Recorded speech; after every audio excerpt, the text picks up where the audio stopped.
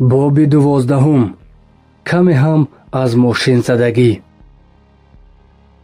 авомили муҳиме ки як давраи барзахи иҷтимоиро бо буҳронҳои хоси он мушаххас мекунад, аз як тараф пешрафти илм аст ва аз тарафи дигар таҳаввули технику фан ва мошин, ва яке аз тарафи дигар имкони баҳс дар бораи демократсиҳои ғарбӣ.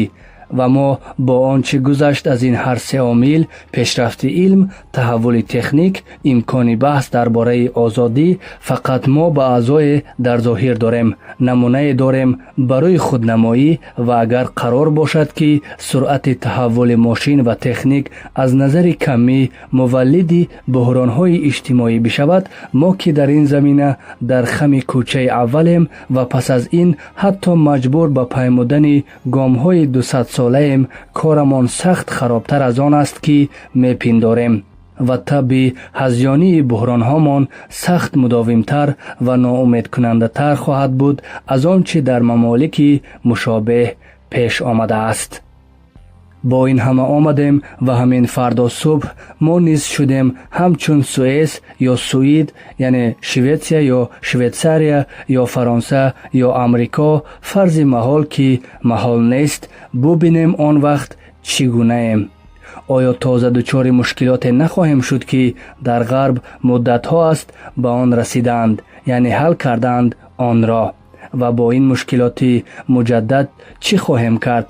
пеш аз ин ки ба як аз ин ду нав аз ин мушкилот ишора кунам, биафзоям ки ғараз аз ин ҳама он аст то бидонем ки чӣ мушкилоте ба қувваи ду дорем, яъне чӣ мушкилоти бисёре дорем ва чӣ роҳи дарозе барои паймудан ва гудоли амиқ, яъне чоҳи жарф барои пур кардан. як мушкилии асосии тамаддуни ғарб дар худи мамолики ғарбӣ ҳушдоре аст ки бояд дар матни либерализми қарни 19 доиман дар муқобили нутфаҳои фашизм бидиҳад. дар Фаронса ки ҳазрати Дугулро дорем ва мушкилоти Алҷазоирро пеши пои ӯ, ифротиюни дасти рости низомӣ ва ғайринизомиро ҳам дорем, бихубуридаҳои Льюжн Итронжир ки ҳар рӯз кӯчаҳои Порис ва Алҷазоирро ба хуни тарафдорони ҳалли мушкили Алҷазоир рангин мекунанд ва дар Итолиё ва Олмон боқимондаҳои пероҳанқаҳваиро, яъне пӯшиши тарафдорони муслимро дорем ва дар Амрико ташкилоти ҷадиди бурҷи Суёитӣ дар нохунакро ки ҳатто ҳазрати Ойзенҳовер, фармондеҳи Антанта дар ҷанги ҷаҳониро коммунист медонанд ва дар Инглистон наҳзати истиқлолталабии Скотландро ва дар ҳар ҷои дигар кирми аз худи дарахт ва дуруст ба ҳамон қаду қомат. ва ин Лижюн Итронжир дар нохунак худаш яке аз ҳамин нав мушкилоти урупоӣ аст. медонем ки ҳар се нуқта қадорабанд, яъне корзан ва табъидшуда ва дасти кам ҳар моҷароҷӯе аз аҳолии Урупо вақте арса барош танг шуд ва дигар натавонист дар зодбуми худ бимонад, иҷборан меравад ва довталаб Лижюн дар нохунак мешавад. албатта агар наравад, корманди фалон компанияи тилло ва оҷ ва алмос нашавад ва дар ҷангалҳои Африқо бимонад. муроҷиат кунед ба сафар ба охири шаб ба қалами Ле Фардинион, нависандаи муосир ва фақиди фаронсавӣ. ба ин тариқ бандари Аббос аз они белҷикиҳо ва Конго будааст ва ҷазираи Қиш аз фаронсавиҳо, Алҷазоир ё Ҷайбутӣ ва Мадагаскар моли итолиёиҳо, Сомалӣ ва Либӣ моли португалиҳо, Ангола ва Мозамбик моли ҳолландиҳо. африқои ҷанубӣ, Индонезӣ ва ин Лижюн магар чист? саркӯбии озодӣ дар он ҷо ки лозим бошад, хидмат ба компаниҳои нафт ва тилло дар ҳар ҷо ки забони аҳолӣ дароз шуда бошад ва чоқӯкашии ҳирфавӣ ва муҷаҳҳаз ба нафъи ҳар қулдуре ки пул бештар бидиҳад, аз Испониё гирифта дар соли 1936 то Алҷазоир ва Конго ва Ангола дар ҳамин авохир ҳама саҳнаҳои турктозии ҳамин нав ҳазрат дар нохунак будааст ва ҳама зери чакмаи ин қолтоқҳои фарангӣ یعنی اوباش‌های فرنگی خونین و مالین شدند. آن وقت مسئله تنها این نیست که اروپا همراه صدور ماشین قدردانبند یعنی کارتزن هم صادر میکند. همین طور است که به قیمت سلب آزادی و دولت‌های مستعمره و عقب افتاده است که اروپا امنیت و سلامت شهرها و موزه‌ها و تئاترهای خود را حفظ میکند. حالا که ملل مستعمره یکی بعد از دیگری دارند آزاد میشوند، ببینیم اروپا با این مال بدی که به خیریش صاحبش خواهد چسبید چی خواهد کرد. ناچار باید منتظر نابسامانی های فراوان در داخل اروپا بود، ولی این طور که از وجنات یعنی وجاهت شکل ظاهری امر پیداست، گویا همان انگولا و موزامبیک و افریقای جنوبی تکیهگاه و پایگاه اصلی این نوعی لیژیونین ترانژیرها است و بعد هم تصور نمی کنید که حضرت ها در ناخنک لباسی وضع خواهند کرد و به صورت مشاور و مستشار و کارشناس بغل دست شیخ کویت خواهند نشست و یا وزیر شیخ قطر خواهند شد و حتی در ولایت خودمان.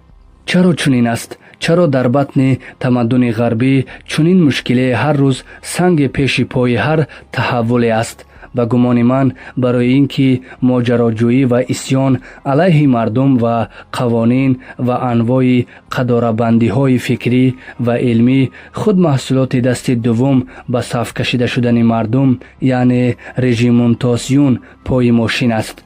محصولات دست اول مصنوعات غربی است و محصولات دست دوم اینها و این رژیمنته در ناخنک یعنی کرخت به تحرک کردن مردم خود یکی از مظلومات یعنی طلبات ماشین هم هست. عامل و معمول با هم متحد دو شکل بودن در قبال ماشین و یک عمر یک نوع کار کسالت آور کردن عادت ثانوی می شود برای همه آدم هایی که با ماشین سر و کار دارند. حضور در حزب و در اتحاد یکی لباس و ادا و سلام و فکر واحد می خواهد نیز عادت ثالث یعنی سیومی است تابع همان ماشین. پس متحد و شکل شدن در حزب و اتحادیه می شود و این نیز منجر می شود به متحد و شکل بودن در کارخانه، منجر به متحد و شکل شدن در سربازخانه یعنی پای ماشین جنگ. چی فرق می کند؟ ماشین است. منتها یکی بطری یعنی شیشه شیر می سازد برای بچه ها و دیگر خونپاره می سازد برای کوچک و بزرگ و صغیر و کبیر و این اتحاد شکل و لباس و فکر در خدمتگزاری به ماشین که چارلی چپلین آن را سخت کوبیده است و اگر ارزش برای او قائلم برای این است که زودتر از همه او به خطر گوسفندوار به سلاحانه یعنی کشتارگاه بردن است که به اتحاد شکل و فکر و لباس پیراهن سیاهان و پیراهن قهوگی ها می کشد که هر 20 سال یک بار همان ممالک غرب را چنان که دیدم به خون می کشاند و دنیا را به جنگ می خواند و این همه عواقب یعنی عاقبت های از خود به یادگار می گذارد. صحیح تر بگویم جنگ طلبی صرف نظر از اینکه دنبالش توسعه صنعت شدید و در جستجوی بازارهای جدید برای صدور کالا به ظهور می رسد اصلا آباد و رسم خود را از ماشین اخص یعنی جدا می کند. از ماشین که خود محصول پراگماتیزم و سیانتیزم و پوزیتیویزم و ایزمها و اسمهای دیگر از این دست است. این روزها حتی بچه ها هم می دانند که ماشین وقتی که به مرحله اضافه تولید رسید و قدرت صادر کردن مصنوعات خود را یافت، آن وقت صاحبان ماشین یعنی کمپانی ها بر سر کسب انحصار بازارهای صادرات با رقیبان خود از مخاصمه در می آیند. علاوه بر اینها توجه کنیم به این نکته که اصحاب در یک اجتماع دموکراتی غربی منبرهای ҳастанд барои ирзои авотифи молихулиёи одамҳои номӯътадил ва беморгуна аз назари рӯҳӣ, ки ба саф кашида шудани рӯзона, пои мошин ва сари соат бархостан ва сари кор ба мавқеъ расидан ва трамвайро аз даст надодан фурсати ҳар нав тазоҳури иродаи фардиро аз онон гирифтааст. ва низ ба хусус агар таваҷҷӯҳ кунем, ки асҳоби фошист анвои дигар дастаҳои ғуруфкунанда дар усул ва таассубварз дар фурӯғ ниҳояти дараҷаи диққатро мекунанд дар ирзои, яъне бартараф кардани бемориҳои ҳамин одамҳо, аз ранге ки сурх барои парчамҳояшон интихоб мекунанд то аломатҳо ва нишонаҳо ва самбулҳое, яъне символҳое ки доранд аз уқобу шер ва бабр, ки ҳама дар ҳақиқат туфтамҳои дар нохунак таваҳҳуши қарни бистуманд, ва одобе ки барои вуруд ба ҷиргаи худ ва ихроҷ аз он доранд ва русуме ки ба ҷо меоваранд, он вақт мутаваҷҷиҳи иллатулиллали ин бемориҳо ва тарзи мудовои онҳо ё музман, яъне дурудароз нигоҳ доштани онҳо мешавем. инҳо ҳама мушкиле аз мушкилоти ғарб ва иҷтимооти мутараққии мошинзада аст, ки ҳалли он бо худи уқалои он қавм аст.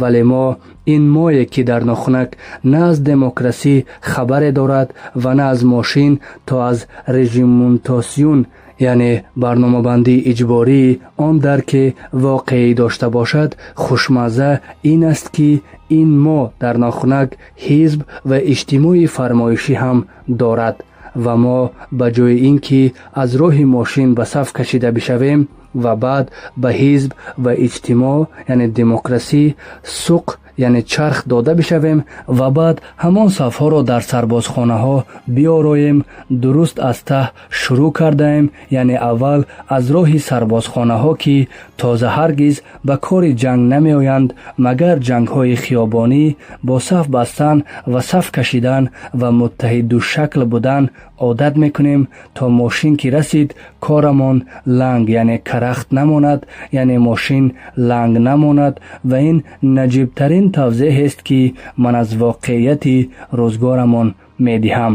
дар ғарб аз мошин ва технологӣ ва режимунтосиюн ва ҳизб ва сарбозхона ва ҷанг расиданд, ва мо инҷо дуруст баръакс аз сарбозхона ва тамрини ҷангҳои хиёбонӣ ба саф бастан, баъд ба ҳизбӣ будан ва шудан ва баъд ба хидматгории мошин мерасем, яъне мехоҳем бирасем, сарбаста бигӯему бигзарем.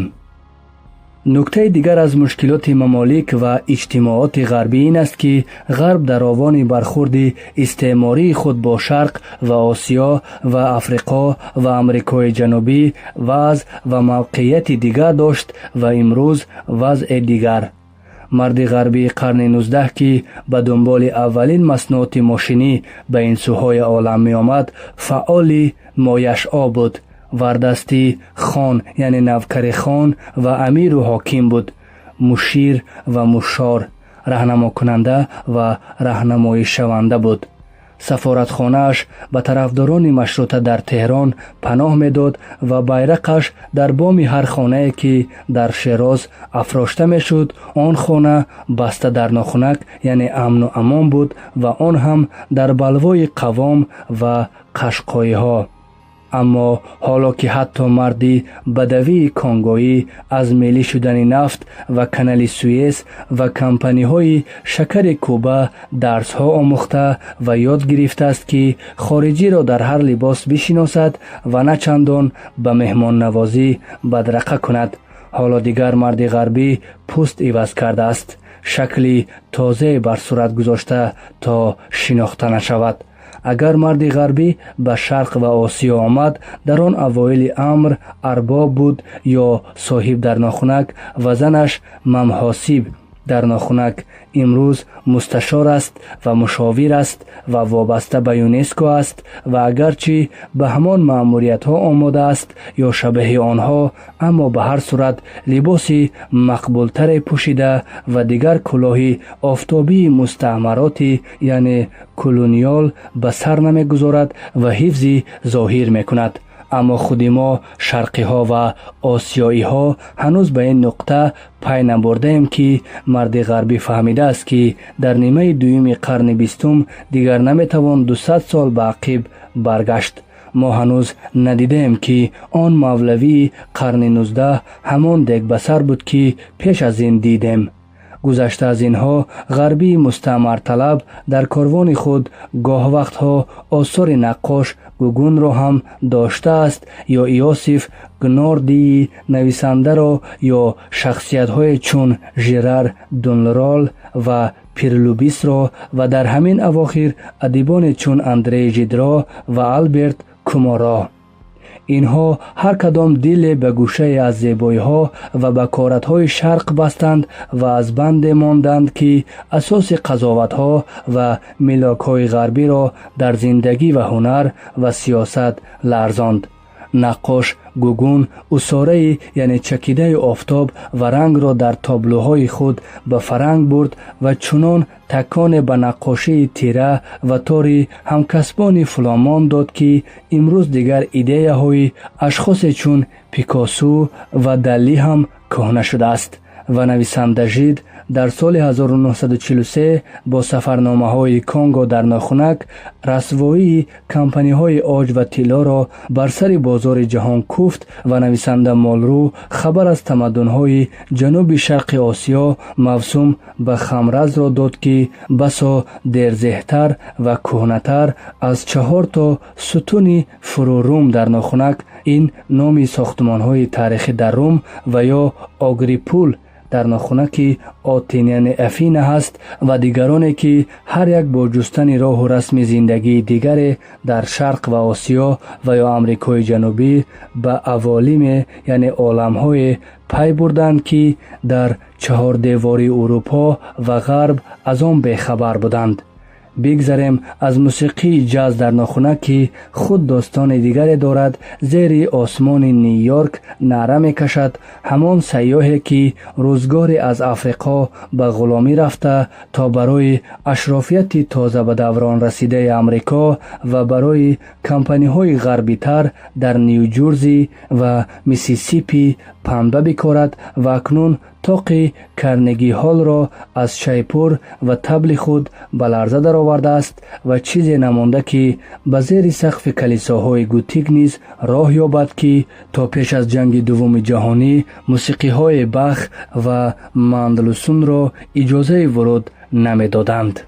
میخواهم بگویم راست است که غرب در آغاز امر استعمار فقط به صورت زالوی یعنی زلوک خون شرقی را میمکید که آن وقت آج بود و نفت بود و ابریشم و ادویه و دیگر کالاهای مادی، اما بعد کم کم دریافت که شرق سیوای یعنی بجز کالاهای مادی و آنچه موزه ها و کارخانه ها را راه میبرد از معنویات هم کالای فراوان دارد، آنچه دانشگاه ها و آزمایشگاه ها را به کار می اندازد.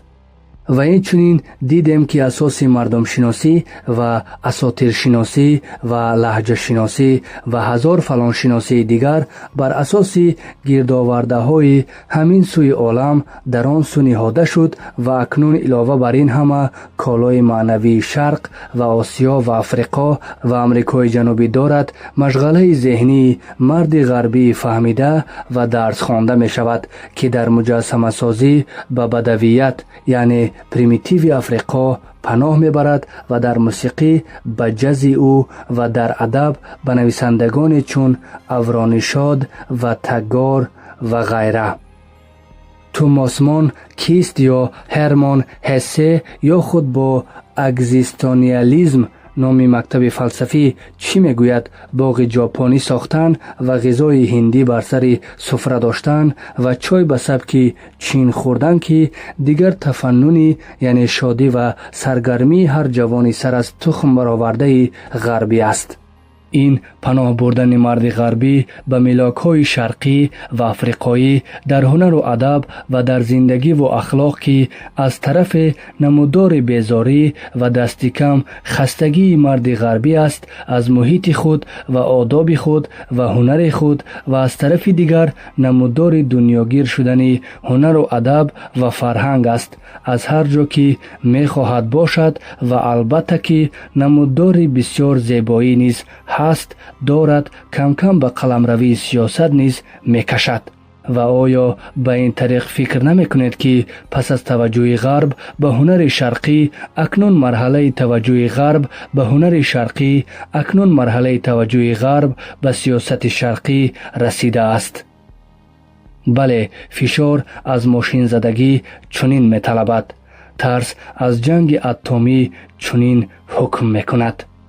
آن وقت ما غرب زدگان درست در همین روزگار است که موسیقی خودمان را نشناخته رها میکنیم و آن را زرزری بیهوده در ناخنک میدانیم و دم از سینفونی و راپسودی میزنیم و نقاشی ایرانی را در شمایل سازی و مینیاتور اصلا نمیشناسیم و با تقلید از بیانال سبک از نقاشی و نیز حتی فوئیسم و کوبیسم همان را هم کهنه شده میپنداریم و معماری ایرانی را کنار گذاشتیم با قرینه سازی هایش با حوض و فواره‌اش و باغچه‌اش و زیرزمین و حفظخانه‌اش و عرصه و پنجره و غیره.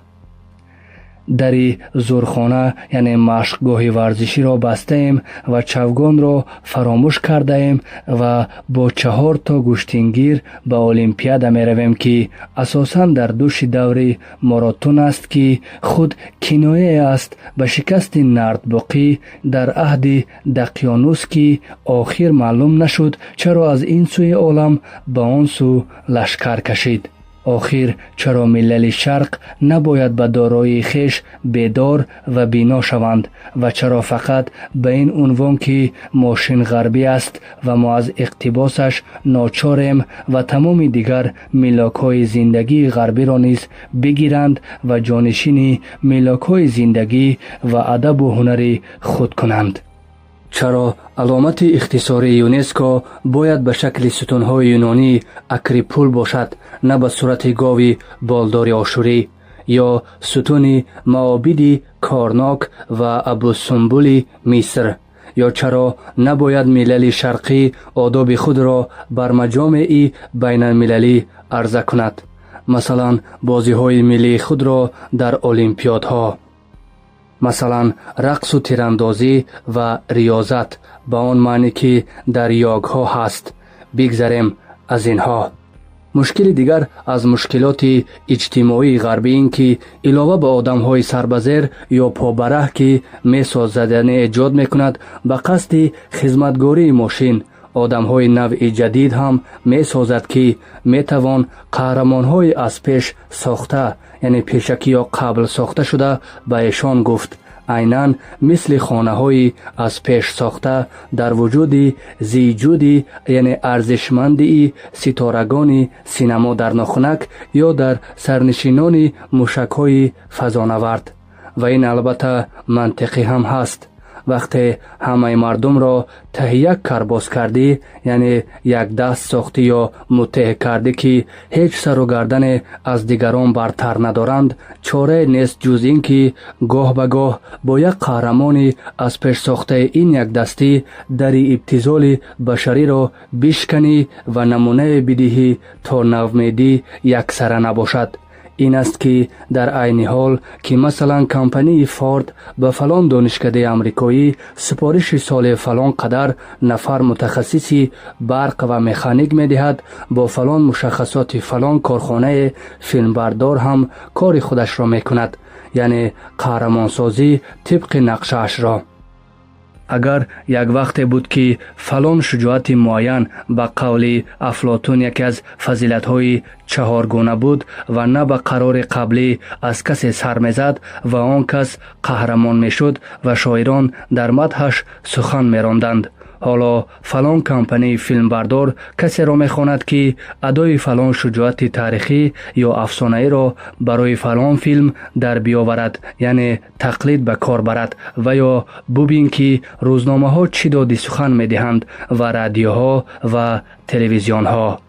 و کمپانی که به هر صورت تجارتش را میکند چی پولها به خرج تبلیغات میکند و برای قهرمانان خود چی واقعه تراشی ها میکند و ازدواج و طلاقشان را و دزدیدن بچه‌شان را و شرکتشان را در مبارزه سیاه و سفید و رقصیدنشان را در فلان شب با فلان ملکه مطلقه و غیره. از 1-2 سال پیش از اینکه فیلم آماده بشود مدام در روزنامه و رادیو و تلویزیون میگذرد و میگذرد تا به حدی که خبرش از مسیر رویتر و اوسیمیت پریس حتی به گوش وسایل انتشاراتی تهران و سنگاپور و خرطوم هم میرسد.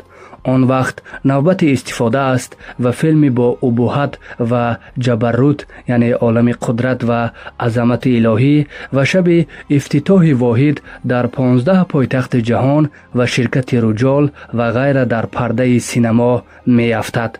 و نتیجه یک قهرمان دیگر به صف قهرمانان روی پرده افزوده شده است، یعنی در حقیقت از یک قهرمان تاریخی و افسانه‌ای دیگر سلبی، یعنی زدودن حیثیت و اعتبار شده است. نمونه دیگری آن آدمسازی در ناخنک نوعی جدید، یعنی از آدم عادی قهرمان بر روی پرده ساختن. سرنشینان موشک‌های فضاپیما هستند که تا دیروز زنهایشان هم جدی نمی گرفتندشان یا حتی شوهر هم نکرده بودند، اما امروز شهره آفاقند. و در چه حال؟ در حالی که دانشمندان سازنده خود موشک‌ها و کشف کنندگان اصلی ساخته‌های جدید برای فضاپیمای در گمنامی صرف به سر میبرند، هم در روسیه و هم در امریکا. چرا؟ چون اسم و رسم سازندگان موشک‌ها حتی وجود بشری ایشان از اسرار نظامی است و فاش کردنی نیست. اما آنکه موشک را سوار می شود، البته که از اسرار نیست، بلکه وسیله تمحیقی، یعنی احمق کردن خلایق است. شکافی است در یک جایی در این پهنه یک دست و مبتذال که سرنوشت توده های وسیع است تا امید در دل ایشان بیافروزد که بله تو هم می توانستی که سرنشین موشک باشی و غیره. و آن وقت چی عکس و تفضیل ها، یعنی تجملات، چی تمبرها، عکس هایی که برای لفاف ها چسبانده می شوند، چی پیام ها و پیزره ها، با چی مقدمات و چی تمهیدات. غافل از این که او هم آدمی هست مثل همه آدم ها، با اندک شجاعت بیشتر یا اندک شانس بیشتر. چون از سرنوشت آنها که در فضا سربنیست شده اند بخبریم.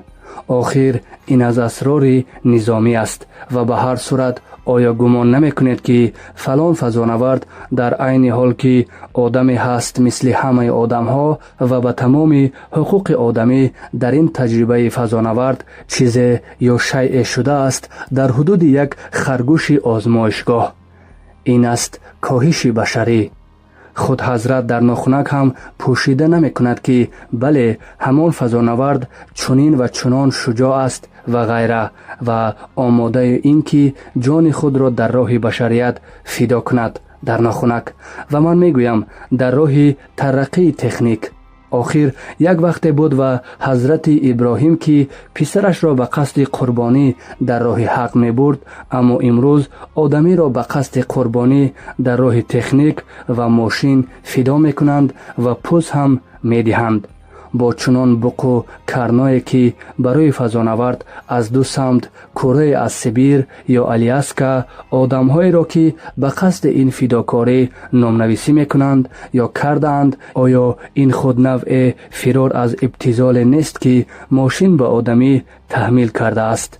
به هر صورت این است آخرین دست درازی ماشین به حوزه بشریت. дар аввоили кор мушакҳои фазопаймо ба масхара матолиб менавиштанд ва хондем ки бале, масеҳро ба хотири як сӯзан дар осмони чаҳорум нигоҳ доштанд ва акнун мушакҳо 7 осмонро дар менаварданд ва аз ин қабил. ва ин масхарагӣ мехост ин ҳақиқатро бипӯшонад ки дигар осмонҳо низ ҷойи малакут нест ва ҳама носуд, яъне ин ҷаҳонӣ заминӣ аст, носуде ки агар ба хидмати мошин даромад, аз фалак низ бартар хоҳад рафт ва дигар таблиғот.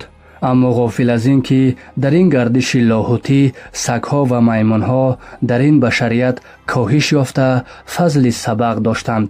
ба ҳар сурат мебинед ки дар мамолики санъатӣ дигар танҳо баҳс аз ин нест ки мошин танҳо одамҳои сарбазер ва побароҳ мехоҳад бо фалон нав мушаххасот, балки баҳс аз ин аст ки ба харҷи чунин қурбониҳои башарӣ мошин дорад одами навъи тозе месозад.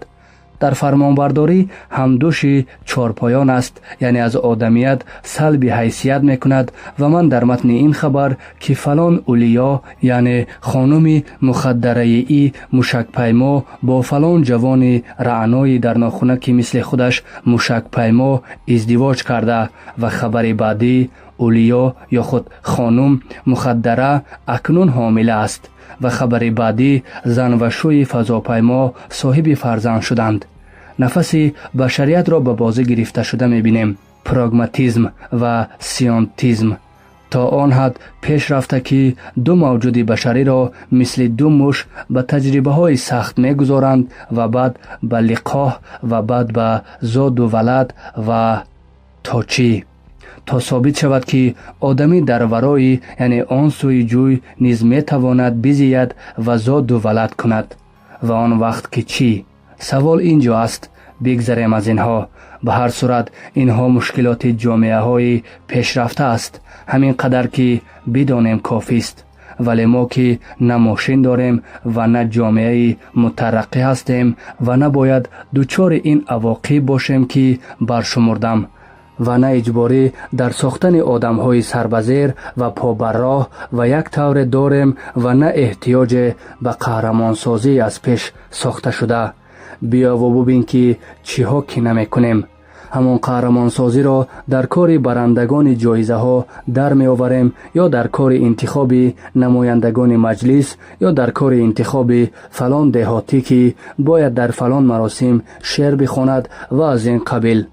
баъдтар аз ҳама ин аст ки бар нахустин сафҳояш ҳар барномае аз барномаҳои мудаввани фарҳанг мехонем. ҳамон одами мутаодил парварданро ва дигар аботил, яъне ботилҳоро. албатта дод мезанад ки ин ҳам яке дигар аз аломати ғарбзадагӣ аст. аммо оё кофӣ аст ки фақат рӯи дард исм бигзорем? ман дар бораи ин хатарноктарин асари мошинзадагӣ ки дар фарҳанг рух додааст андаке ба тафсил сухан хоҳам гуфт. агар битавон нақше барои фарҳанги мо қоил шуд, кашфи шахсиятҳои барҷаста аст ки битавонанд дар ин нобасомонии иҷтимоии ношӣ аз буҳрони ғарбзадагӣ оқибат ин корвонро ба ҷое бирасонанд. ҳадафи фарҳанги мо чунин ки ҳаст набояд ва наметавонад ҳамдаст кардан ва ҳамсон кардан ва сар ба таҳи як карбоз кардани одамҳо бошад, то ҳама вазъи мавҷудро таҳаммул кунанд ва бо он канор биёянд, яъне муросо кунанд. бахусус барои мо ки дар ин рӯзгори таҳаммул ва буҳрон ба сар мебарем ва дар чунин даврае аз барзахи иҷтимоӣ ки мо мегузаронем, фақат ба кӯмаки одамҳои фидокор ва аз ҷон гузашта ва усулӣ ки дар урфи авомонаи равоншиносӣ эшонро носозгор, каллашақ, яъне саркаш, номӯътадил мехонад, метавон бори ин ҳама таҳаммул ва буҳронро кашид ва сомоне ба ин дар ҳамрехтагии иҷтимоӣ дод ки дар ин дафтар дидем. агар рӯзгоре буд ки дар мамлакати мо ва бо таълим ва тарбияти ашрофияш фақат роҳбар барои мамлакат месохтанд, ҳамчун давраи Сафавӣ ё Қоҷор ё пеш аз онҳо, ва таълим ва тарбият дуруст ва нисбати дастгоҳи раҳбарӣ ҷамъу ҷур ва густарда набуд ва маъдуде, яъне идаи каме ба он роҳ доштанд. امروز که راهبری مملکت برخلاف انتظار زمانه هنوز به سبک عهد شاه ویزویزک در ناخنک کنایه از دوران بسیار قدیم که در اختیار خواننده های معدود فئودال ها و اشراف و نمکردگان دربار و آن 200 عامل است و این رهبری زود زاده اوور است از قدرت‌های بزرگ سیاسی و اقتصادی بیگانه و از طرف دیگر تعلیم و تربیت وسعت عظیم یافته و در طبقات گسترده و قشرهای عمیق‌تر از اجتماع رخص کرده است و محصول بیشتر می‌دهد و فقط پشت میزنشین هم می‌دهد، یعنی تربیه می‌کند، یعنی نوچار کاندیدهای یا خود نامزدهای بیشمارتر برای راهبری می‌سازد. در چنین وضع تعلیم و تربیت ما هر مشخصه احتمالی دیگری که داشته باشد و هر حسن و عیب دیگر این یک مشخصه را حتما دارد که روز به روز بر خیلی یعنی گروه های ناراضی ها خواهد افزود که به قصد کارمند و راهبر اداره درس خواندند و پشت دیوار راهبری رسیدند، اما راه به راهبری مملکت ندارند، چون نه به قدرت های مالی و سیاسی وابستند و نه از 200 خانوارند، نه مالک عمده اموال منقول. در وضع فعلی که ما در فرهنگ داریم، از طرف صف تربیت شدگان در مدارس و دانشگاه و فرهنگ با همه عیب‌هایی که ممکن است داشته باشند روز به روز درازتر می شوند، یعنی امکان ایجاد محیط گسترده روشنفکری بیشتر می شود و از طرف دیگر دستگاه رهبری مملکت روز به روز محدودتر و بسته‌تر و منحصرتر می شود و غیربال سازمان امنیت سختگیرتر. با این تضاد چی میکنیم؟ میبینید که زمانه ما زمانه تشدید اختلافات اجتماعی است و در چنین شرایط آدم متعادل و سربزیر پروردن و ترمز کردن قدرت‌های تند و سرکش انسانی خطرناکترین و خفه کننده ترین قومی است که میتوان برداشت و این قدم را فرهنگ با کمک سازمان امنیت و ارتش دارد برمی‌دارد و آن هم با این سپاه دانش فعلی و سپاه بهداشت آتی، یعنی آینده. وظیفه فرهنگ و سیاست مملکت در این روزگار کمک دادن است به مشخص شدن اختلاف‌ها و تضادها، به اختلاف میان نسل‌ها، میان طبقات، میان طرز تفکرها، تا بتوان دست کم دانست که چی مشکلات در راه است و مشکلات که روشن شد البته که راه حل را نیز یافته خواهد شد. وظیفه فرهنگ به خصوص مدد دادن است به شکستن دیوار هر مانعی که مرکز فرماندهی و راهبری مملکت را در حصار گرفته است و آن را انحصاری کرده است. غرضم دموکراتیزه در ناخنک کردن رهبری مملکت است، یعنی آن را از انحصار این و یا آن کس یا خانواده درآوردن، یعنی بیرون راندن است. بیش از این نمیتوان صراحت داشت.